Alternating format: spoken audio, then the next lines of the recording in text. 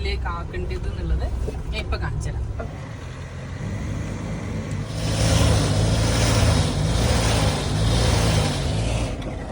കാറിനല്ല, നിങ്ങൾ 2H-ലാണോ?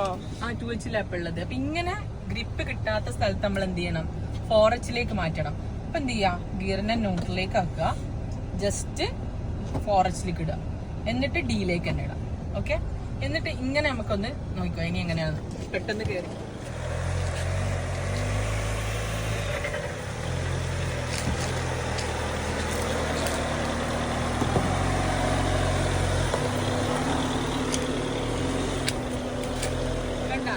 ഫോറസ്റ്റ് ആക്കിയപ്പോ നമ്മൾ കൂളായിട്ട് 4 ടയറും നല്ല ഗ്രിപ്പ് കിട്ടിയിട്ട് നമ്മൾ കയറി പോകുന്നു.